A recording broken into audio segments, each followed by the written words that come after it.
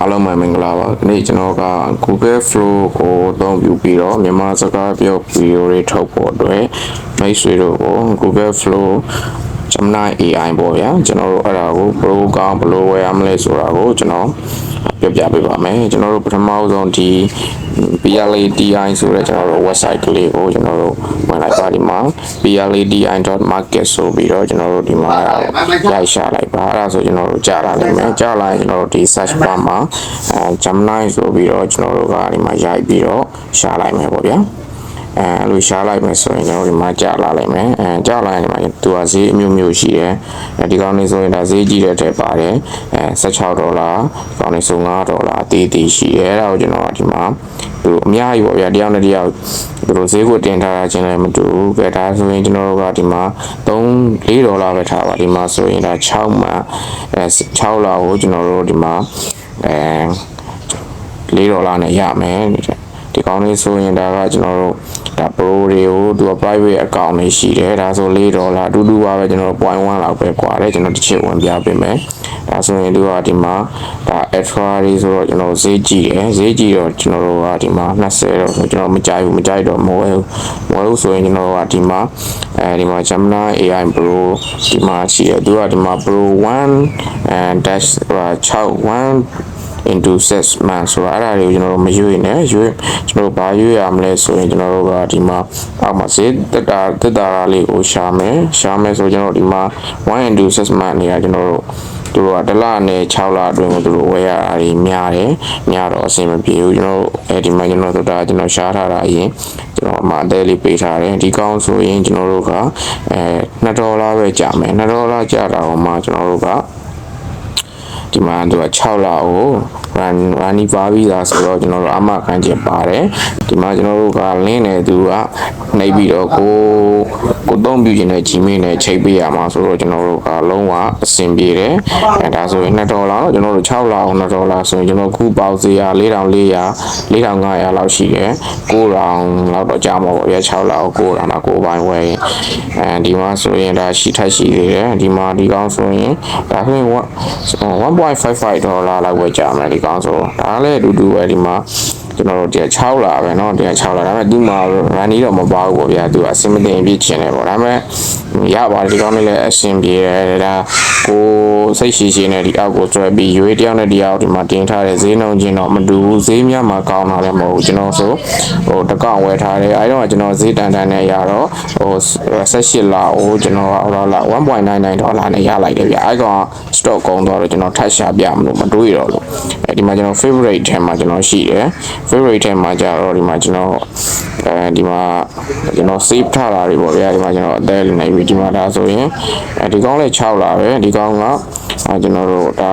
$1.79ကျွန်တော်ဆောနာအကောင်းက$1.55ထဲရနော်ကျွန်တော်ပြန်ရှာလိုက်အောင်ပါဒီမှာဒီကောင်းဆိုတာကျွန်တော်အသေးလေးနေမှတ်ထားရင်ပေါ့ဗျာနောက်ခါကိုဝယ်ခြင်းအဆင်ပြေအောင်လို့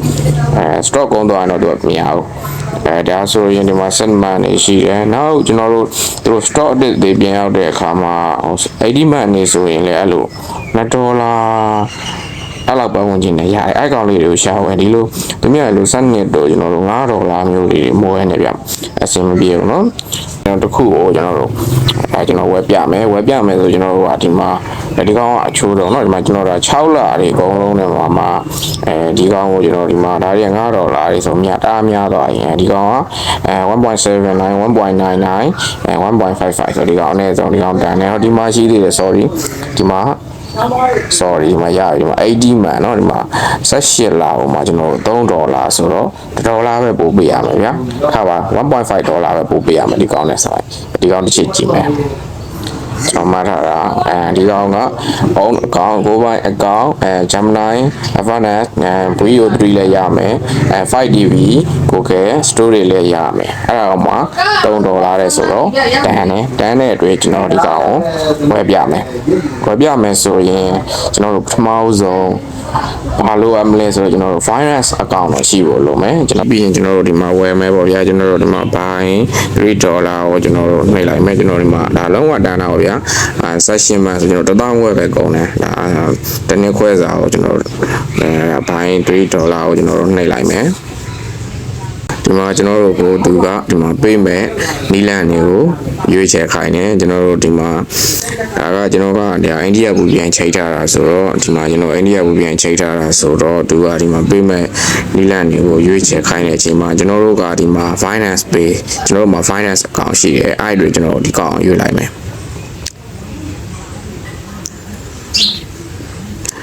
finance pay ကိုကျွန်တော်တို့ဒီမှာရွေးလိုက်ပြီးရင်ကျွန်တော်တို့ရဲ့ဒီမှာ Gmail ကျွန်တော်တို့ finance ဖွင့်ထားတဲ့ Gmail ကိုဒီမှာထည့်ထားလိုက်မယ်ထည့်ပြီးကျွန်တော်တို့ pay now ကိုနှိပ်လိုက်မယ်ဒါဆိုရင်ကျွန်တော်တို့ဒီမှာဟိုဒါ QR code ကိုကျွန်တော်တို့ဖတ်ခိုင်းတယ် QR code ဖတ်ခိုင်းရင်ကျွန်တော်တို့ကဒါဖုန်းတစ်လုံးနဲ့မှာရှိရင်တော့ကျွန်တော်တို့နောက်ထပ်တစ်လုံးနဲ့ဖတ်လိုက်ပါဗျာကျွန်တော်တို့ဖုန်းကတစ်လုံးနဲ့ရှိတယ်နောက်ထပ် QR code ဖတ်ဖို့အဆင်မပြေဘူးဆိုရင်ရတယ်ကျွန်တော်ဒီကောင် screenshot ရိုက်လိုက် screenshot ရိုက်ပြီးရင်ကျွန်တော်တို့ကဒီမှာ Google Lens ဆိုတာလေးရှိတယ်ကျွန်တော်တို့ဒီမှာ Google Lens နဲ့ဝင်လိုက်မယ်ဝင်ပြီးရင်ကျွန်တော်တို့ကကူလာတဲ့ QR code ကိုကျွန်တော် scan ဖတ်ခိုင်းလိုက်မယ်ဒီကောင်အဲ့ဒါဆိုရင်ဒီမှာကျွန်တော်တို့ဒါလေးကိုနှိပ်လိုက် finance ဆိုတာလေးကျွန်တော်နှိပ်လိုက်နှိပ်လိုက်ပြီးဆိုရင်ကျွန်တော်တို့ကဒီမှာခဏစောင့်ပေးလိုက်ပါဗျာဒီမှာကျွန်တော်တို့ဒီမှာဒေါ်လာပေးချေရမယ်စနစ်ပေါ်လာလိုက်မယ်ဒီမှာကျွန်တော်တို့ 3.22 ဒီမှာ3.23 ဒေါ်လာလောက်တော့ကြာမှာပေါ့ဗျာအဲ့ဒါဆိုဒီမှာ continue on browser ဆိုတော့ကျွန်တော်တို့နှိပ်လိုက်မယ်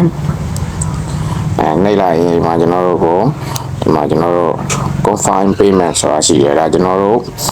ဆောနာ18လအကောင့်ကိုကျွန်တော်ဒါဝယ်ဖို့အတီးပြွာဆိုပြီးတော့ပြောတယ်ကျွန်တော်တို့ဒီမှာ USDC လာကျွန်တော်တို့ဒီမှာရွေးခိုင်းတယ်ကျွန်တော်ဒီအောက်ကဟာလေးကိုရွေးလိုက်မယ်ရွေးပြီးကျွန်တော်တို့ကဒီမှာကျွန်တော်တို့ Meta Family account ဆိုတာလေးကိုဒီမှာရွေးထားအောင်လုပ်ရဲ confirm နှိပ်လိုက်မယ် confirm နေရင်ဒီမှာကျွန်တော်တို့ passkey တောင်းမယ် passkey ပေးလိုက်ရင်ကျွန်တော်တို့ဒါအတီးပြပြီးသွားပြီပေါ့ဗျာကျွန်တော် passkey ပေးလိုက်မယ်လက်ပွေရ fingerprint ပေးလိုက်ရင်ဒီမှာကျွန်တော်တို့ဒီမှာဝယ်ပြီးတာအတီးပြသွားပြီဒါဆိုရင်ဒီမှာ payment successful ဆိုပြီးတော့ပြသွားပြီပြသွားရင်ကျွန်တော်တို့ကဘာလို့ရမလဲဆိုရင်ဒီ browser တွေကိုပြန်သွားမယ် browser တွေပြန်သွားဒီမှာ payment successful ဆိုတာကျွန်တော်တို့ပြသွားပြီပြသွားရင်ကျွန်တော်ဒီမှာ download ဒါကိုနှိပ်လိုက်မယ်နှိပ်ပြီးပြီဆိုကြကျွန်တော်တို့ဒါပြေးသားကို download ဆွဲထားပြီး return to store ဆိုတာလေးကိုကျွန်တော်တို့နှိပ်လိုက်မယ်ဒါဆိုရင်တော့ကျွန်တော်တို့ဝဲတဲ့လူနဲ့ဒါစကားပြောတဲ့နေရာရောက်သွားပြီကျွန်တော်တို့ဒီမှာ VO3 အောင်အကောင့်ကိုကျွန်တော်တို့ရပြီရရင်ဒီမှာကျွန်တော်တို့က payment stick ကပေးရတယ်ဒီမှာကျွန်တော်တို့ဒီမှာ chat web seller ဆိုတာရှိတယ်အဲ့ဒါကိုကျွန်တော် upload file နှိပ်မယ်နှိပ်ပြီးရင်ကျွန်တော်တို့စောနာကဟိုဒါကျွန်တော်တို့ပြေးစားပါဗျာအဲ့ကောင်ကိုကျွန်တော်တို့ပို့ပေးလိုက်မယ်ဒါဆိုရင်ဒါကျွန်တော်တို့ဒါပြေးစားပို့ထားပြီဒါ not view ဆိုပြီးတော့ပြနေတယ်ဆိုတာကိစ္စမရှိဘူးသူတို့ကနိုင်ငံနေချတော့ကျွန်တော်တို့ဒါမာရေးချင်းမတူအဓိကအပြင်ရုရှားတို့စပိန်တို့အဲ့လိုနိုင်ငံတွေဘက်ကများတယ်ဒီလိုရောက်နေကောင်းနေအဲ့တော့ကျွန်တော်တို့ကစောင်းပေးရမယ်စောင်းပေးပြီးရင်သူဒီမှာဟိုmessage ပို့လာလိမ့်မယ်ကျွန်တော်ညာခန့်အမှာတော့ကျွန်တော် line တော့အမှာတော့ပူစရာမလိုဘူးဘာလို့ဆိုတော့ဒီ website ကကျွန်တော်တို့သူတို့ရှေ့ဝယ်ထားတဲ့ပစ္စည်းကျွန်တော်တို့လက်ထက်မရမရှင်သူတို့ကငွေထိန်းသိမ်းပေးထားတယ်အဲ့ကောင်ဘက်ကကျွန်တော်တို့ကိုပစ္စည်းချဝယ်တဲ့ပစ္စည်းချပေးမှာအခုအကောင့်ဝင်အကောင့်ချပေးမှာဒါကျွန်တော်တို့ငွေရသူတို့ရှိကိုဒီ website ကလွှဲပေးတာကျွန်တော်တို့ကဒီမှာဘာတွေလုပ်လို့ရသေးလဲဆိုရင်ဒီမှာ free pass ဆိုတာရှိတယ်ဒီမှာကျွန်တော်တို့ဒီတာကိုအချိန်ဆောင်ပြီလို့မရဘူးဆိုရင်ကျွန်တော်တို့ကဒီမှာ negative ကိုနှိပ်လို့လည်းရတယ်အဲ့ဒါပြီးကျွန်တော်တို့ dicer တွေပို့လို့လည်းရတယ်လောလောဆယ်တော့ကျွန်တော်အဲ့ဒါတွေမလိုဘူးဒီမှာခဏဆောင်ပေးလိုက်မယ်သူပို့ထားတာ no view ဆိုတာဖြစ်တယ်ဒီမှာ if the seller does not respond to claim within 24 hours ဆိုတာကရောက်တဲ့ seller ကကျွန်တော်တို့ကိုမတုံ့ပြန်ဘူး24နာရီအတွင်းမတုံ့ပြန်ဘူးဆိုရင် notify chip ပတ်ပြောလို့ရတယ် chip ပေးလို့ရတယ် adminဆိုတော့ဒီ website ပါရှင်ကိုတွားပြီးတော့ပြောလို့ရတယ်ဒါပေမဲ့ကျွန်တော်တို့မပြောသေးဘူးကျွန်တော်အရင်ခါဝယ်ထားတာကျွန်တော်ကရတယ်ရတော့ကျွန်တော်တို့မဆောင်းပေးလိုက်မယ်ဒါနိုင်ငံချင်းမတူတော့ဒါအချိန်ကန်တဲ့သူတို့ရှိမှနေညတွေအဲ့အချိန်တွေနားချိန်တွေရှိတော့သူတို့အမြဲတမ်း line ပေါ်မှာမရှိဘူးအခုကဝယ်ထားပြီးပြီဆိုရင်ဒါရပြီဒါဆိုရင်ကျွန်တော်ဝယ်ထားတာကိုseller ဘက်ကပြတော့ please send 60 code ဆိုပြီးကျွန်တော်ပို့တယ်ကျွန်တော် Gmail ထဲဝင်ပြီးတော့ကြည့်လိုက်မယ်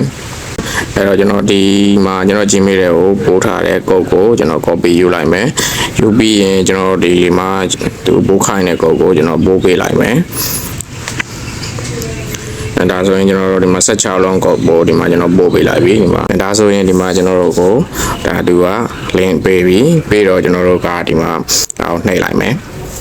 ကျွန်တော်တို့အသုံးပြုမဲ့ Gmail ကတော့ VPN နဲ့ဖွင့်ထားတဲ့ Gmail ဖြစ်ရပါမယ်ဒီမှာကျွန်တော်တို့ပေါ်လာပြီး Activate Plan ဆိုတာလေးရှိတယ် URBase 0ဆိုတာလေးရှိတယ်အဲ့တော့ကျွန်တော်တို့ Activate Plan ကိုနှိပ်လိုက်မယ်ကဲနှိပ်လိုက်ရင်ကျွန်တော်တို့ဒီမှာကျွန်တော်တို့ရပြီ Go to Gemini ဆိုပြီးတော့ကျွန်တော်တို့သွားကြည့်မယ် You are Google AI Pro ဆိုပြီးဖြစ်တယ်ကဲဒီမှာကျွန်တော်တို့ကအဲ့မှာကျွန်တော် Pro ဆိုတာလေးဖြစ်တယ်အဲ့တော့ကျွန်တော်တို့ကအကောင့်ရသွားပြီဆိုတော့ Google Flow ကိုနှိပ်ပြီးတော့ဝင်လိုက်ရင်ကျွန်တော်တို့ကဒီမှာcredit ဝယ် Google Flow ဆိုတာလေးကျွန်တော်တို့ပေါ်လာမယ်အဲ့ဒါလေးကိုနှိပ်ပြီးတော့ကျွန်တော်တို့ဒါအကောင့်ကိုကျွန်တော်တို့မှာဖွင့်လိုက်တဲ့ Gmail ကိုကျွန်တော်ဆောင်းလာဝယ်လိုက်တဲ့ Gmail ကိုနှိပ်ပေးမယ်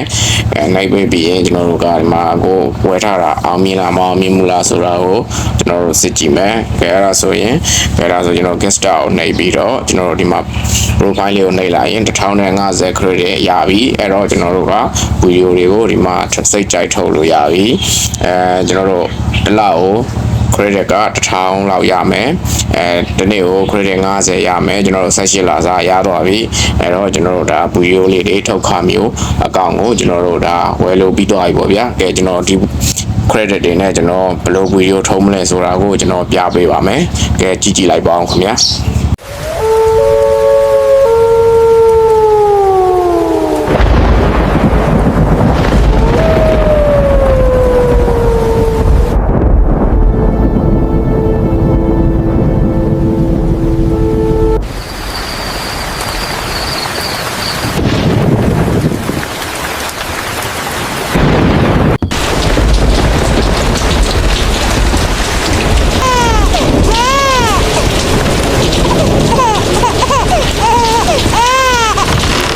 မွေးပြီးဟေးမွေးပြီးဟာရောကြားလေးဟေးဗမန်လေးဗမန်ရေးခလေးရောမအေးရောကျမ်းပါတယ်ဟေးရော့ခလေးချီကြည့်ပါဦးကလေးကမအေးတူလေးကွာမိရှင်ရေ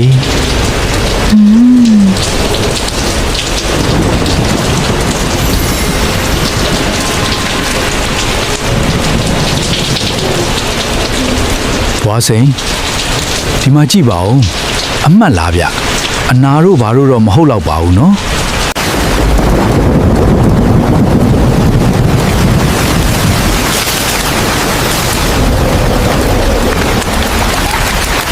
Azrath Metrion Zinthos Khanda Marana Vesta Lumina Vesta On Gat Gat Parat Gat Swaha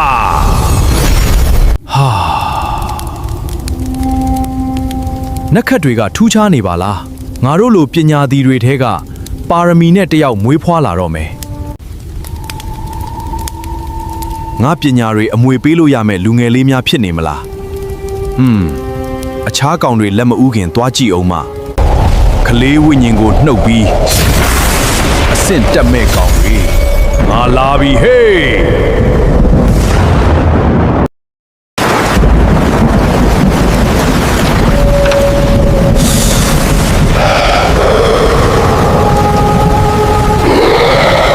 ဗမန်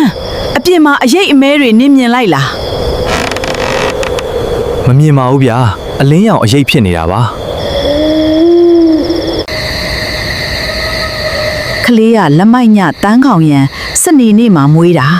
အမောင်ပယောဂတွေနဲ့သက်ဆိုင်နေလားမသိဘူး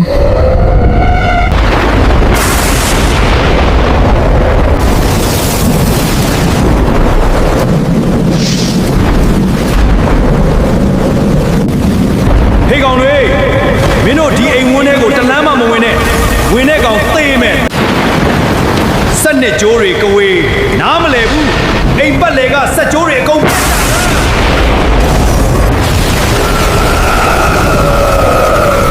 နင်ကလေးအသက်9နှစ်ပြည့်တဲ့အထိပဲကာကွယ်လို့ရမယ်9နှစ်ပြည့်ရင်ငါတို့ပြန်လာခဲ့မယ်